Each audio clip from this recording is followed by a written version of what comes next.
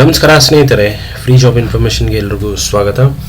ಸ್ನೇಹಿತರೆ, NWKRTCಯಲ್ಲಿ ಕೆಲವೊಂದು ಹುದ್ದೆಗಳಿಗೆ ಅರ್ಜಿಗಳನ್ನು ಕರೆದಿದ್ದಾರೆ.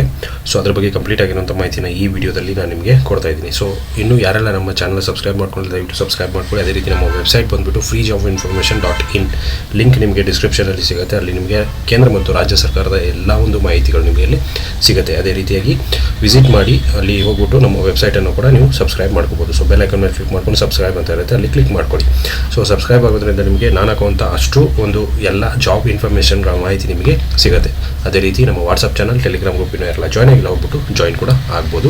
ಅಲ್ಲಿ ಕೂಡ ಅದೇ ರೀತಿಯ ಒಂದು ಮಾಹಿತಿಗಳು ನಿಮಗೆ ಅಪ್ಡೇಟ್ಸ್ ಸಿಗ್ತಾ ಹೋಗುತ್ತೆ. ಸೊ ಇವಾಗ NWKRTCಯಲ್ಲಿ ಒಟ್ಟು 33 ಪೋಸ್ಟ್ಗಳು ಖಾಲಿ ಇದ್ದಾವೆ. ಸೊ ಯಾರೆಲ್ಲ ಅಪ್ಲಿಕೇಶನ್ ಹಾಕ್ಬೋದು, ಏನೇನು ಹುದ್ದೆಗಳಿದೆ ಅಂತ ನೋಡ್ತಾ ಹೋಗೋಣ.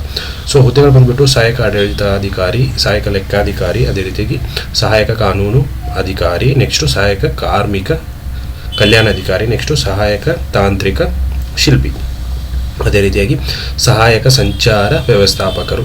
ಸೊ ಇಷ್ಟು ಹುದ್ದೆಗಳಿಗೂ ಅರ್ಜಿಗಳನ್ನು ಆಹ್ವಾನ ಮಾಡಲಾಗಿದೆ. ವಯೋಮಿತಿ ಏನಿರಬೇಕಪ್ಪ ಅಂತಂದರೆ 38 ವರ್ಷ ಸಾಮಾನ್ಯ ಅರ್ಹತೆ ಇರೋರಿಗೆ. ಅದೇ ರೀತಿ OBC ಅವರಿಗೆ ಬಂದುಬಿಟ್ಟು 41 ವರ್ಷ ಇರುತ್ತೆ. ನೆಕ್ಸ್ಟ್ ಪರಿಶಿಷ್ಟ ಜಾತಿ, ಪರಿಶಿಷ್ಟ ಪಂಗಡ ಮತ್ತು ಪ್ರವರ್ಗ 1 ಅವರಿಗೆ 43 ವರ್ಷಗಳು ಇರುತ್ತೆ. ಸೊ ವಯೋಮಿತಿ ಸಡಿಲಿಕೆ ಕೂಡ ಇರುತ್ತೆ ಅವರೊಂದು ರೂಲ್ಸ್ ಆ್ಯಂಡ್ ರೆಗ್ಯುಲೇಷನ್ಸ್ ಪ್ರಕಾರ. ಶೈಕ್ಷಣಿಕ ವಿದ್ಯಾರ್ಥಿ ಏನಾಗಿರಬೇಕು ಅಂತಂದರೆ ಇಲ್ಲಿ ನೋಡ್ಬೋದು, ಸಹಾಯಕ ಆಡಳಿತಾಧಿಕಾರಿಗೆ ಮಾಸ್ಟರ್ ಡಿಗ್ರಿ ಕಂಪಲ್ಸರಿ ಕೇಳಿದ್ದಾರೆ.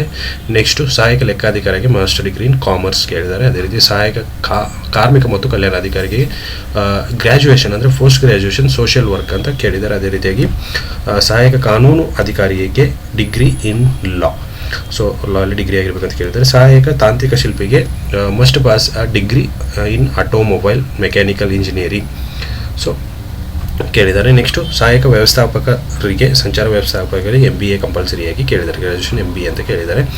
ಅದೇ ರೀತಿಯಾಗಿ ಕೆಳಗಡೆ ಬಂದ್ರಪ್ಪ ಅಂತಂದರೆ ಅರ್ಜಿನ ನೀವು ಯಾವ ಥರ ಸಲ್ಲಿಸ್ಬೋದಪ್ಪ ಅಂತಂದರೆ ಆನ್ಲೈನ್ ಮೂಲಕ ಅರ್ಜಿಯನ್ನು ಸಲ್ಲಿಸಬಹುದು ಅಂತ ಹೇಳಿದ್ದಾರೆ.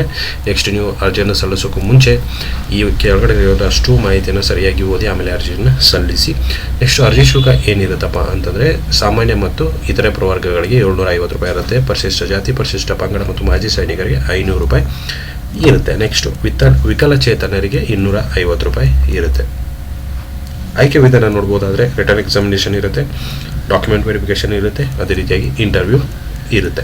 ನೆಕ್ಸ್ಟು ವೇತನ ಶ್ರೇಣಿ ಏನಿರೋದಪ್ಪ ಅಂತಂದರೆ ಸೊ ಆಯಾ ಹುದ್ದೆಗಳ ಅನುಗುಣವಾಗಿ ಬೇರೆ ಬೇರೆ ವೇತನ ಸಿಗುತ್ತೆ ನಿಮಗೆ. ಇಲ್ಲಿ ನಾನೊಂದು ಕಾಮನ್ ಒಂದು ವೇತನ ಶ್ರೇಣಿನ ಹಾಕಿದ್ದೀನಿ, ಇಲ್ಲಿ ನೋಡ್ಬೋದು. ನೆಕ್ಸ್ಟ್ ಪ್ರಮುಖ ದಿನಾಂಕಗಳು, ಅರ್ಜಿ ಯಾವಾಗ ಸ್ಟಾರ್ಟ್ ಆಗಿದೆ ಅಂದರೆ 21/11ಕ್ಕೆ ಅರ್ಜಿ ಸ್ಟಾರ್ಟ್ ಆಗಿದೆ. ನೆಕ್ಸ್ಟು ಅರ್ಜಿ ಸಲ್ಲಿಸೋಕ್ಕೆ ಲಾಸ್ಟ್ ಡೇಟ್ ಯಾವುದಪ್ಪ ಅಂತಂದರೆ 10/12 ಲಾಸ್ಟ್ ಡೇಟ್ ಆಗಿರುತ್ತೆ. ಸೊ ಅರ್ಜಿ ಸಲ್ಲಿಸೋಕ್ಕೆ ಲಿಂಕ್ ಕೂಡ ಇದೆ, ಅವರ ಒಂದು ನೋಟಿಫಿಕೇಷನ್ ಕೂಡ ಇಲ್ಲಿ ನಿಮಗೆ ಸಿಗುತ್ತೆ. ಅಧಿಕೃತ ವೆಬ್ಸೈಟ್ ಇದೆ, ನಮ್ಮ ಟೆಲಿಗ್ರಾಮ್ ಗುಂಪು, ನಮ್ಮ ವಾಟ್ಸಪ್ ಚಾನಲ್ ಎಲ್ಲ ಇಲ್ಲಿ ನಿಮಗೆ ಮಾಹಿತಿ ಅಂದರೆ ಎಲ್ಲ ಲಿಂಕ್ಗಳು ನಿಮಗೆ ಇಲ್ಲಿ ಸಿಗುತ್ತೆ.